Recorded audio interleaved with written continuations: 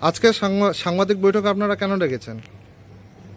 সকল সাংবাদিক ভাইদেরকে রাষ্ট্রবাদী গৌরিক অভিনন্দন ও জয় শ্রীরাম। আমাদের আজকে সাংবাদিকদেরকে ডাকার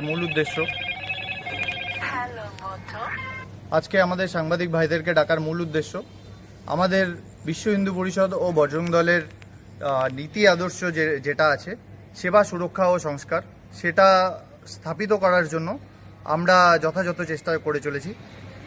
আর বিভিন্ন জায়গা থেকে আমাদের কাছে খবর আছে যে বিশ্ব হিন্দু পরিষদ ও বজরং দলের নাম করে কিছু হোয়াটসঅ্যাপ গ্রুপ রেডি হয়।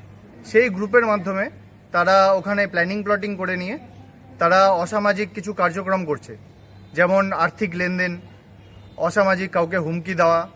এর সাথে বজরং দল, বিশ্ব হিন্দু পরিষদ কোনোভাবেই যুক্ত নয়। আর যারা এসব করে বেড়াচ্ছে তাদেরকে আমরা হুঁশিয়ারি জানিয়ে দিচ্ছি যে এরকমটা যদি বন্ধ না হয় তাহলে আমরা যথাযথ আইনত ব্যবস্থা নেব। বজরং দলের তরফ থেকে যতটা ব্যবস্থা নেওয়া যায় আমরা ততটাও ব্যবস্থা নেব। এগুলো যদি বন্ধ না হয় তাহলে আপনারা সাবধান থাকবেন। যদি এগুলো বন্ধ না হয় আপনাদের কপালে হয়তো কষ্ট আছে, সে আইনতভাবে হতে পারে, বজরং দলের পক্ষ থেকে হতে পারে। এবার বিষয়, আমরা যে ফেক হোয়াটসঅ্যাপ গ্রুপগুলো তৈরি হয়েছে সেগুলোর বিরুদ্ধে আমরা সাইবার ক্রাইমে যথাযথভাবে আমরা এফআইআর করেছি। তাদের বন্ধ করানোর জন্য যা যা করতে হয় সেগুলো আমরা করছি। এবং দিনহাটাতে কিছু লোকাল গ্রুপ আছে যেগুলো সনাতনী নাম দিয়ে অথবা বজরং দলের নাম নিয়ে অনেকগুলো গ্রুপ খোলা হয়েছে। তাদেরকে আমরা হুঁশিয়ারি জানাচ্ছি যে আমরা এই গ্রুপগুলোর উপরে দৃষ্টি রেখেছি। কে কী করছে, কে কী না করছে, সবগুলোর উপরেই আমাদের দৃষ্টি আছে। আমরা তাদেরকেও জানাচ্ছি যে গ্রুপগুলো যেন খুব তাড়াতাড়ি বন্ধ হয়ে যায়, অথবা এগুলো গ্রুপের সনাতনীভাবে যেন নাম চেঞ্জ হয়ে যায়। আপনারা আপনাদের এলাকার নাম দিয়ে এগুলো করুন। আর যারা সত্যি বজরং দলের প্রতি যাদের ভালোবাসা রয়েছে তারা অবশ্যই আমাদের কার্যালয়ে আসুন। দিনহাটা গোপালনগর স্কুলের পাশে গোপাল মন্দিরে আমাদের কার্যালয়, সেখানে আপনারা আসুন, এসে নিয়ে অফিসিয়ালভাবে বজরং দলের সাথে যুক্ত হন। এর সাথে আরও একটা কথা জানাতে চাই যে গতির বলি হচ্ছে আমাদের কিছু গোমাতা। যেমন কিছুদিন আগে শনিদেবী স্কুলের সামনে, গত শনিবার রাত্রে শনিদেবী স্কুলের সামনে একটি গোমাতা গতির বেগে আহত হয়।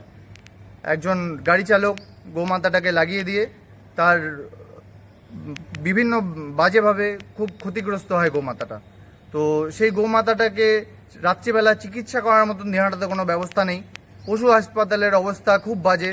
আমরা পশু হাসপাতালে নিয়ে যাওয়ার জন্য যে আমাদের একটা ব্যবস্থা থাকবে, অথবা পশু হাসপাতাল থেকে যে আমাদেরকে অ্যানিম্যাল অ্যাম্বুলেন্স পাঠাবে, সেটাও তাদের কাছে কোনো ধরনের ব্যবস্থা নেই।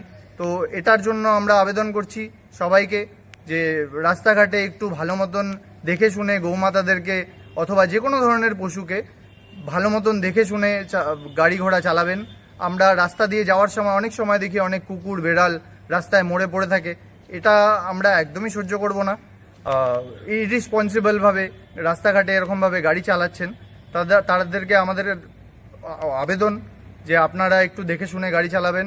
আর আমাদের গোমাতা হোক বা যে কোনো ধরনের পশু হোক, তাদের জীবনের দাম আছে। তাদের জীবনটাকেও বাঁচিয়ে রাখার জন্য যথাযথ যা করা যায় আপনারা একটু ভালো মতন করুন। আপনার পরিচয়? আমি দিনহাটা নগর সংযোজক, বজরং দল থেকে রূপম সাহা।